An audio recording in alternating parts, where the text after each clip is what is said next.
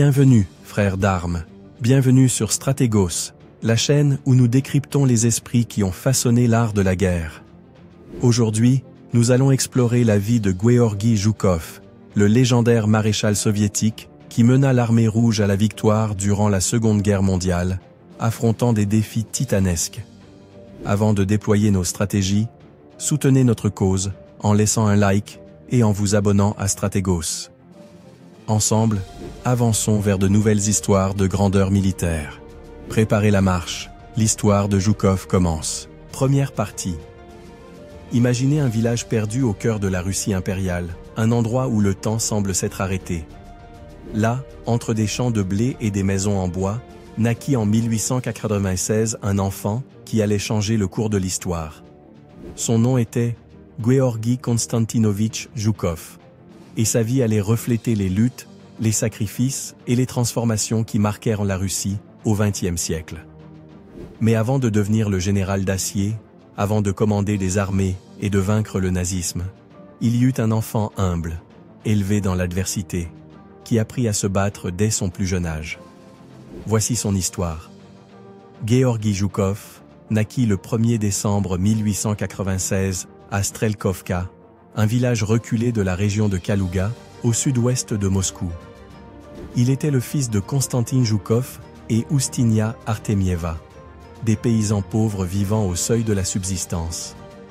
Leur maison, une modeste cabane en bois, offrait plus de privations que de confort. Dès son plus jeune âge, Gueorgui connut la rudesse de la vie rurale. Son enfance fut rythmée par des journées interminables au champ et des nuits glaciales, où les histoires racontées au coin du feu étaient son seul réconfort. L'éducation formelle était un luxe que peu de familles de Strelkovka pouvaient se permettre, mais sa mère, une femme déterminée, insista pour qu'il apprenne à lire et à écrire. C'est elle qui sema en lui les premières graines de l'ambition. Joukov parcourait des kilomètres à pied pour assister à une école rurale improvisée. Là, entouré d'autres enfants paysans, il montra un talent naturel pour l'apprentissage, mais aussi une volonté de faire. Cependant, à 11 ans, sa vie prit un tournant. Il fut envoyé à Moscou pour travailler comme apprenti pelletier. Dans la capitale, le jeune Gueorgui découvrit un monde de profondes inégalités, mais commença aussi à rêver de quelque chose de plus grand que les terres agricoles qu'il avait laissées derrière lui. En 1914, la Première Guerre mondiale bouleversa le monde, et l'Empire russe ne fit pas exception. Pour des millions de paysans, la guerre fut un changement radical, et pour Gueorgui Joukov, elle marqua le début d'une nouvelle étape. En 1915, à seulement 19 ans, il fut enrôlé dans l'armée tsariste. Affecté à une unité de cavalerie, une branche prestigieuse mais périlleuse, Joukov débuta comme simple soldat, mais il fit rapidement ses preuves. Sur le front de l'Est, face à l'armée allemande, il se distingua par son courage et sa détermination. Un jour, sous un intense assaut ennemi, il mena son escadron dans une contre-attaque décisive. Cet acte de bravoure lui valut la Croix de Saint-Georges, l'une des plus hautes distinctions de l'armée impériale russe. Cette récompense symbolisait l'ascension d'un jeune paysan vers les rangs des soldats d'élite. Cependant, tandis que Joukov gagnait le respect sur le champ de bataille, l'Empire russe commençait à vaciller. La guerre ne se contentait pas de détruire des vies, elle sapait aussi le système politique qui gouvernait la Russie depuis des siècles. En 1917, alors que Gueorgui servait encore sur le front, la révolution russe éclata. Le tsar Nicolas II abdiqua, plongeant le pays dans le chaos. Joukov, comme tant d'autres soldats, fut témoin de l'effondrement d'un ordre qui paraissait éternel. Après la révolution d'octobre, le pouvoir passa entre les mains des bolcheviks. Gueorgui retourna brièvement chez lui, mais rejoignit rapidement l'armée rouge, le bras armé du nouveau régime soviétique. Son choix de soutenir les bolcheviks n'était pas seulement idéologique, mais aussi pragmatique. L'armée rouge offrait des opportunités à ceux qui étaient de prêts à démontrer leur loyauté et leurs compétences. Au sein de l'armée rouge, Joukov se distingua non seulement par sa discipline, mais aussi par ses talents de commandement. Il fut affecté à une unité de cavalerie où il développa des tactiques qui allaient s'avérer cruciales pendant la guerre civile russe, un conflit brutal opposant l'armée rouge aux armées blanches, soutenue par des puissances étrangères. Entre 1918 et 1921, la Russie devint un champ de bataille permanent. Gueorgui Joukov, désormais officier subalterne, participa à certaines des campagnes les plus décisives de la guerre civile. Au milieu du chaos de ces années, il apprit des leçons qui marqueraient sa carrière militaire. L'importance de la logistique, de la discipline et de l'adaptation tactique. L'une des expériences qui façonna Joukov eut lieu lors d'une offensive contre les forces blanches en Sibérie. Dans des conditions extrêmes de froid et avec des ressources limitées, il mena son unité avec une ténacité qui impressionna ses supérieurs. Sa capacité à maintenir le moral et à trouver des solutions au milieu du chaos commença à le distinguer. Joukov n'apprenait pas seulement à survivre, il apprenait à commander. Les bolcheviks, dans leur volonté de bâtir une nouvelle armée, valorisaient des leaders comme lui, pragmatiques, disciplinés et fidèles à la cause. En 1921, à la fin de la guerre civile russe, Gueorgui Joukov n'était plus le jeune paysan de Strelkovka. Il avait parcouru un chemin extraordinaire, des champs de blé de son enfance aux tranchées de la Première Guerre mondiale, jusqu'à devenir un officier respecté de l'Armée rouge. Son histoire reflétait le bouleversement radical que traversait la Russie, un pays tournant le dos à son passé impérial pour se plonger dans un avenir incertain, mais riche en possibilités. Deuxième partie. Dans l'Union soviétique de l'entre-deux-guerres, les champs de bataille n'étaient plus le seul endroit où se livraient les guerres. Les intrigues politiques, les purges et les transformations radicales façonnaient une armée qui se préparait à affronter le monde. Dans ce contexte tendu et dangereux, Gueorgui Joukov entama son ascension en tant que l'un des stratèges les plus brillants du XXe siècle. Dans cet épisode, nous verrons comment Joukov ne se contenta pas de survivre, mais prospéra à une époque où une seule erreur pouvait coûter la vie. Après la guerre civile russe, l'armée rouge était en pleine transformation. Passer d'une force révolutionnaire improvisée à une armée moderne nécessitait des leaders compétents et visionnaires. En 1922, Gueorgui Joukov, déjà reconnu pour son courage et sa discipline, entra dans les académies militaires soviétiques pour perfectionner ses compétences. À l'académie militaire Frunze, Joukov se plongea dans l'étude des tactiques, de la stratégie et de la logistique. Il absorbait les enseignements sur les guerres modernes comme une éponge, notamment l'utilisation coordonnée de l'infanterie, de la cavalerie, de l'artillerie et, plus tard, des chars. Il n'était pas un élève brillant sur le plan académique, mais il se distinguait par son pragmatisme. Joukov ne se contentait pas de comprendre la théorie, il cherchait avant tout à l'appliquer sur le champ de bataille. C'est au cours de ces années que se développa l'un de ses traits les plus distinctifs, sa capacité à combiner les principes classiques de la stratégie militaire avec les nouvelles technologies. Dans une armée qui vénérait encore la cavalerie, Joukov entrevoyait déjà le potentiel des chars et de l'artillerie mobile. Dans les années 1930, ses compétences le conduisirent à des postes de commandement clés. De la supervision des manœuvres militaires à la formation d'unités mécanisées, Joukov acquit la réputation d'un officier dur mais efficace. Son ascension semblait inarrêtable, mais une menace se profilait à l'horizon, une menace qui ne se combattait pas sur le champ de bataille, les purges staliniennes.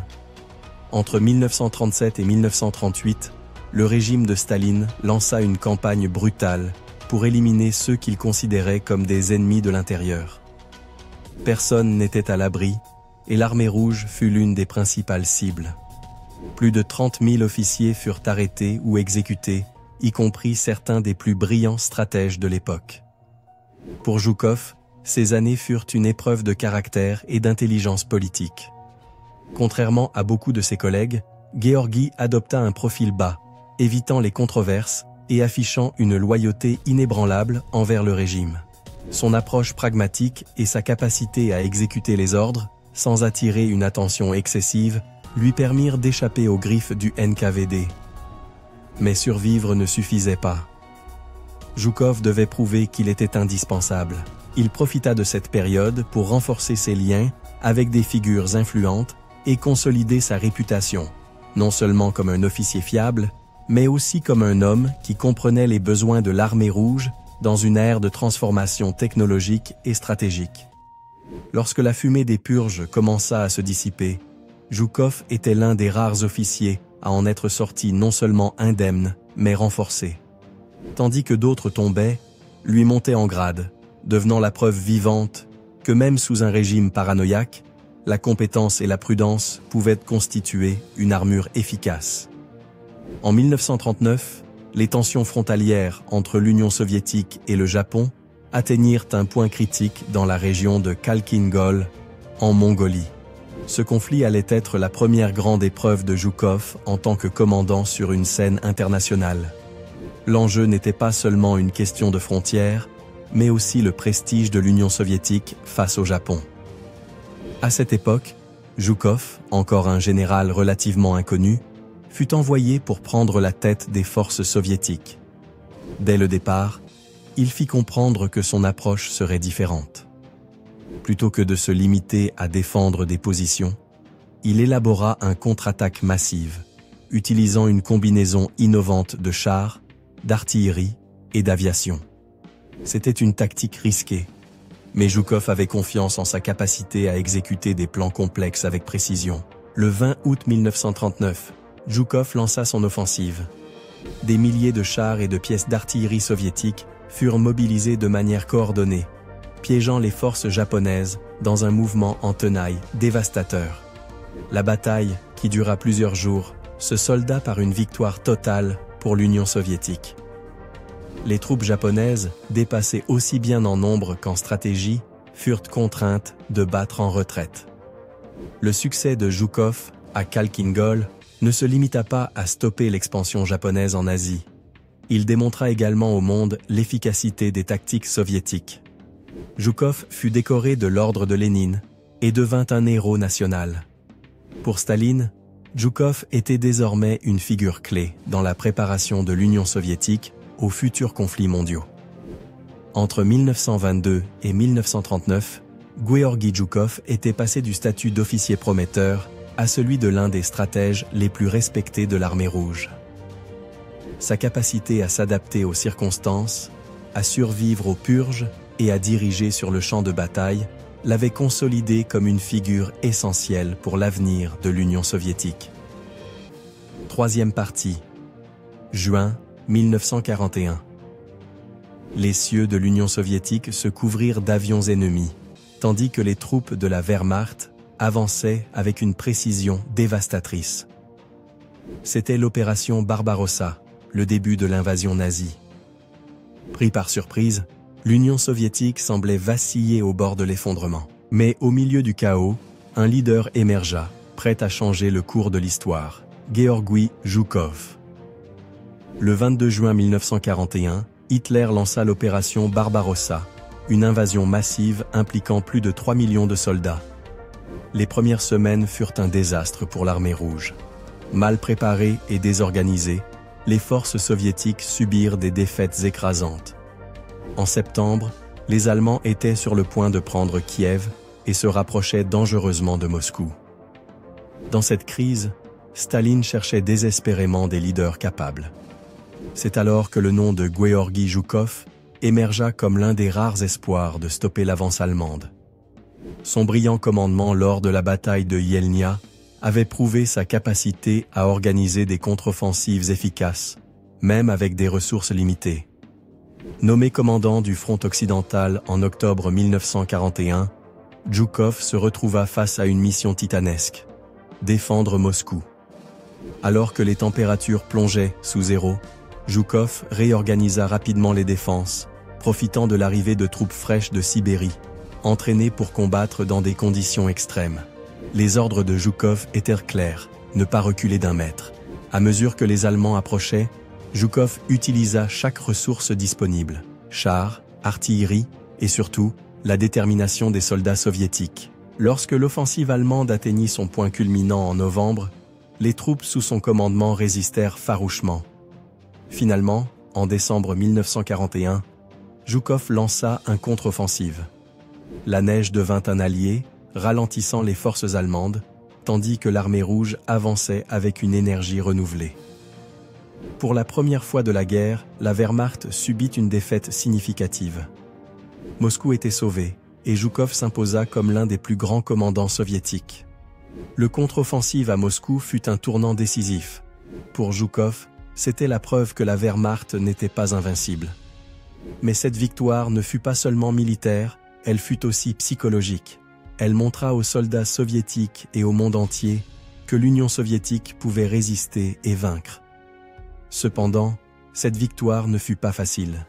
Zhukov dut faire face à des conditions extrêmes, des températures de 40 degrés C, des soldats épuisés et un approvisionnement limité en ressources.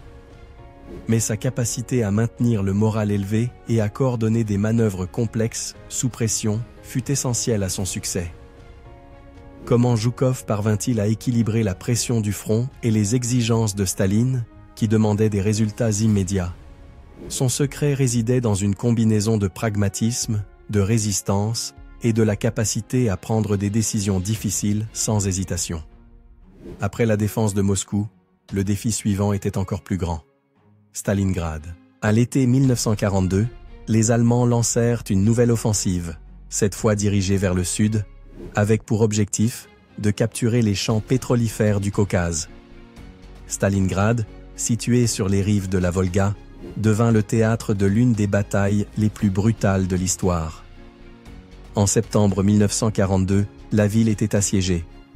Chaque bâtiment, chaque rue, chaque mètre carré se transforma en champ de bataille. Bien que Zhukov n'ait pas dirigé directement les combats dans la ville, il joua un rôle clé dans la planification de l'opération Uranus, la contre-offensive destinée à encercler la 6e armée allemande. En novembre 1942, les forces soviétiques, suivant le plan de Zhukov, attaquèrent les flancs allemands, défendus par des troupes roumaines et hongroises moins préparées. L'attaque fut rapide et décisive. En quelques jours, les forces soviétiques refermèrent l'encerclement autour de Stalingrad, piégeant plus de 300 000 soldats allemands. En février 1943, après des mois de résistance désespérée, la 6e armée allemande se rendit. Ce fut une victoire monumentale pour l'Union soviétique et un coup dévastateur pour Hitler. La planification minutieuse et l'exécution précise de Zhukov consolidèrent sa réputation comme l'un des principaux architectes de la victoire soviétique. Mais la guerre ne se gagnait pas seulement sur le front. Zhukov comprenait que pour vaincre l'Allemagne, l'armée rouge avait besoin de réformes profondes. Après les défaites initiales de 1941, il travailla sans relâche pour améliorer la structure et la formation des troupes. Zhukov promut l'utilisation coordonnée des armes combinées. Infanterie, artillerie, aviation et chars opérant ensemble comme une machine de guerre bien huilée.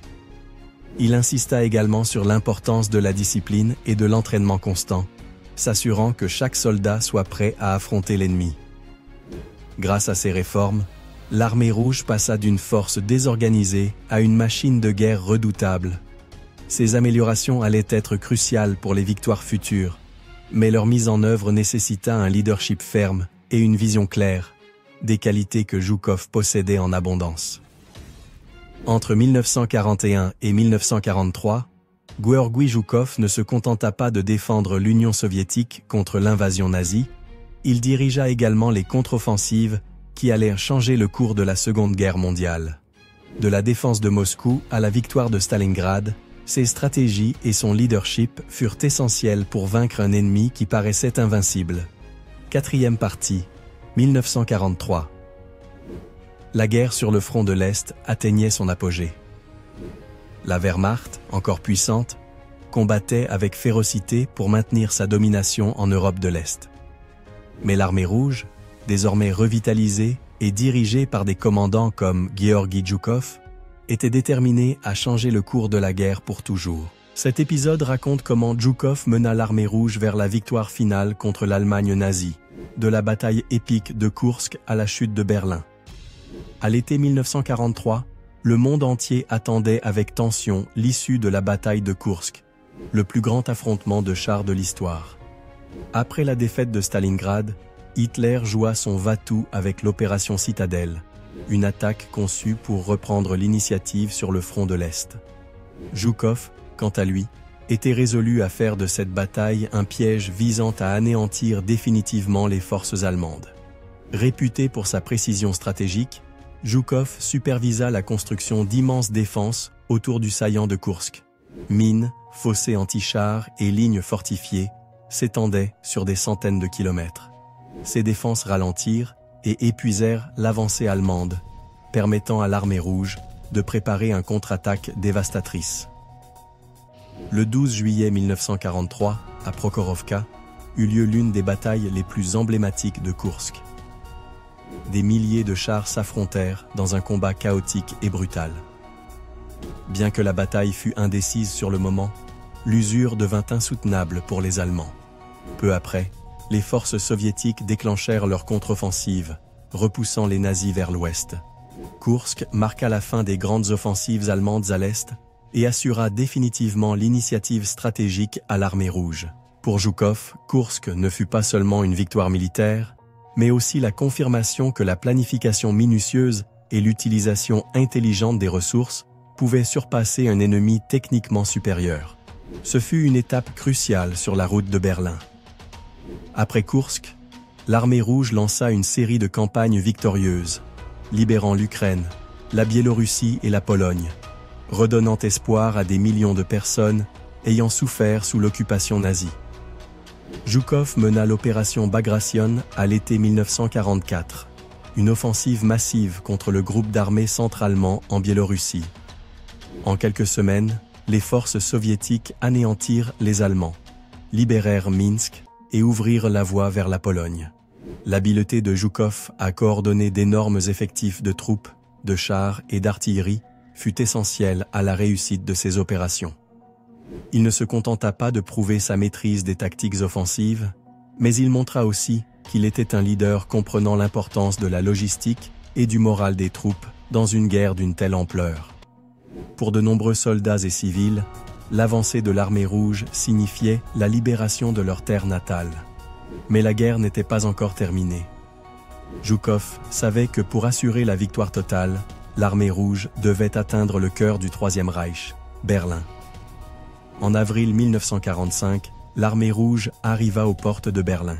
La capitale du Troisième Reich était encerclée, et Hitler, retranché dans son bunker, refusait d'accepter la défaite. Staline, conscient du symbolisme que représentait la capture de Berlin, donna à Zhukov la responsabilité de mener l'assaut final. La bataille de Berlin fut un affrontement impitoyable. Zhukov dirigea le premier front biélorusse lors d'une attaque massive, coordonnant plus de 2 millions de soldats, ainsi que des milliers de chars et de pièces d'artillerie. Les rues de Berlin se transformèrent en champs de bataille, tandis que les forces soviétiques avançaient, combattant maison par maison. Finalement, le 30 avril 1945, les troupes soviétiques hissèrent le drapeau rouge sur le Reichstag, symbolisant la chute du Troisième Reich. Zhukov, en tant que représentant de l'armée rouge, reçut la reddition allemande le 8 mai 1945, marquant officiellement la fin de la guerre en Europe. Pour Zhukov, la victoire à Berlin fut le point culminant de sa carrière militaire. Il avait mené ses troupes de Moscou jusqu'au cœur de l'Europe, surmontant des défis apparemment insurmontables et consolidant sa place parmi les plus grands stratèges de l'histoire. Cependant, la victoire apporta aussi de nouveaux défis. La popularité de Zhukov en tant que héros militaire commença à inquiéter Staline, qui voyait en toute figure charismatique une potentielle menace à son autorité. Staline, craignant que Zhukov ne puisse accumuler trop de pouvoir, commença à le marginaliser politiquement. Malgré ses succès, Zhukov fit face à une hostilité croissante de la part du régime, marquant le début d'une relation compliquée entre le général et le dictateur. Mais Zhukov, fidèle à lui-même, continua à se concentrer sur son devoir, notamment sur la reconstruction de l'armée rouge, qui devait désormais se préparer aux nouveaux défis de l'après-guerre. Son héritage en tant que principal artisan de la victoire soviétique en Europe était désormais incontestable. Entre 1943 et 1945, Georgi Zhukov mena l'armée rouge à la victoire finale contre l'Allemagne nazie. Des plaines de Koursk aux rues de Berlin, ses stratégies et son leadership façonnèrent le cours de la Seconde Guerre mondiale. Mais au-delà de ses exploits militaires, l'histoire de Zhukov est celle d'un homme qui, face à d'innombrables obstacles, n'a jamais perdu de vue sa mission: défendre sa patrie et vaincre le fascisme. Cinquième partie. La guerre était terminée, mais pour Gueorgui Joukov, la bataille était loin d'être achevée. Après avoir mené l'armée rouge à la victoire, le héros de Berlin dut affronter un nouvel ennemi, les intrigues politiques, l'exil et la lutte pour préserver son héritage. En 1946, Gueorgui Joukov était, pour beaucoup, le visage de la victoire soviétique dans la Seconde Guerre mondiale. Mais cette même renommée fit de lui une cible politique. Staline, toujours méfiant envers ceux qui pouvaient menacer son pouvoir, prit des mesures pour le priver de son influence. D'abord, Joukov fut rétrogradé et envoyé à des postes secondaires à Odessa et dans l'Oural, loin du centre du pouvoir à Moscou. Puis, il fut accusé de vanité excessive et d'avoir accumulé des trophées de guerre, des accusations destinées à le discréditer publiquement. Pour l'homme qui avait dirigé la prise de Berlin, ce fut un coup humiliant. Joukov passa les dernières années du régime stalinien en exil politique forcé, isolé de ses anciens collègues et avec son héritage militaire constamment attaqué. Mais même si Staline réussit à l'écarter, il ne parvint pas à effacer son nom de la mémoire du peuple soviétique, qui continuait à voir en Joukov le héros invincible de la Grande Guerre patriotique. En mars 1953, la mort de Staline marqua le début d'une nouvelle ère pour l'Union soviétique, et avec elle, un changement dans le destin de Gueorgui Joukov. Nikita Khrouchtchev, le nouveau dirigeant émergent, vit en Joukov un allié clé pour consolider son pouvoir. Joukov joua un rôle décisif dans l'un des moments les plus critiques de la lutte politique post-stalinienne, l'élimination de Lavrenti Beria, le redouté chef du NKVD. Ce fut Joukov qui, lors d'une réunion du comité central, arrêta personnellement Beria, mettant ainsi fin à son règne de terreur. Cet acte ne scella pas seulement son retour sur la scène politique, mais renforça aussi son image de homme d'action au service du pays. Dans les années suivantes, Joukov fut rétabli à des postes de premier plan, notamment celui prestigieux de ministre de la Défense. Sous sa direction, d'importantes réformes furent menées dans l'armée rouge, améliorant sa préparation et modernisant ses tactiques militaires. Ce fut une période de réhabilitation personnelle et professionnelle pour celui que beaucoup considéraient comme le plus grand stratège de son époque. Mais la réhabilitation de Joukov ne dura pas éternellement. En 1957, sa relation avec Khrouchtchev se détériorait, en raison de tensions politiques et de son opposition à certaines décisions du dirigeant soviétique. Une fois de plus, Joukov fut écarté de ses fonctions, cette fois définitivement. Le reste de sa vie, Joukov le consacra à écrire et à réfléchir sur son rôle dans l'histoire. Dans ses mémoires, publiés en 1969, il offrit un récit détaillé des campagnes militaires qu'il avait dirigées, tout en formulant des critiques voilées contre le régime de Staline et les politiques qui avaient entraîné tant de sacrifices inutiles. Les mémoires de Joukov ne servirent pas seulement à revendiquer son héritage, mais aussi à éclairer les complexités de la guerre du point de vue d'un commandant au cœur des événements. Sa franchise et sa modestie conquirent une nouvelle génération de soviétiques, dont beaucoup ne connaissaient son nom qu'à travers les livres d'histoire. Dans ces dernières années, Joukov devint une figure publique respectée, assistant à des événements commémoratifs et étant reconnu comme un symbole vivant de la victoire soviétique dans la Seconde Guerre mondiale. Mais il était aussi un homme marqué par les trahisons politiques et les luttes internes, qui avaient défini une grande partie de sa vie. Le 18 juin 1974, Gueorgui Joukov s'éteignit à Moscou, à l'âge de 77 ans. Sa mort marqua la fin d'une époque, mais son héritage était loin de disparaître. Joukov fut enterré avec les honneurs à la nécropole du mur du Kremlin, un lieu réservé aux grands héros de l'Union soviétique. Des milliers de personnes vinrent lui rendre un dernier hommage, au chef de guerre qui avait mené l'armée rouge des steppes de Moscou aux ruines de Berlin. Dans les décennies suivantes, les historiens et les chefs militaires continuèrent d'étudier ses campagnes, le considérant comme un maître de la stratégie militaire. Ses innovations dans l'utilisation des chars, de l'artillerie et de la logistique redéfinirent la doctrine militaire soviétique, tandis que son leadership dans des moments cruciaux comme Moscou, Stalingrad et Berlin le consacrèrent comme l'un des plus grands commandants de la Seconde Guerre mondiale. Gueorgui Joukov ne fut pas seulement un militaire, il devint un symbole de résistance et de leadership dans les moments les plus sombres de l'histoire. Malgré les trahisons politiques et les défis personnels, il ne cessa jamais de servir son pays avec courage et détermination. Sa vie, jalonnée de succès et d'épreuves, nous rappelle que même les plus grands héros restent humains, avec des défauts et des qualités qui les rendent uniques. Nous avons parcouru la vie de Zhukov, de ses origines modestes, à son rôle de stratège clé de la victoire en Europe, ainsi que son héritage dans l'après-guerre. Son histoire est une leçon de persévérance, de sacrifice et du pouvoir des décisions dans les moments critiques. Merci d'avoir suivi cette série dédiée à Gueorgui Zhukov. Si vous avez apprécié ce voyage à travers l'histoire, n'oubliez pas de vous abonner, de partager et de nous laisser vos commentaires. Chaque épisode nous rappelle que les grands leaders ne se définissent pas seulement par leur victoire, mais aussi par la manière dont ils affrontent l'adversité. À bientôt.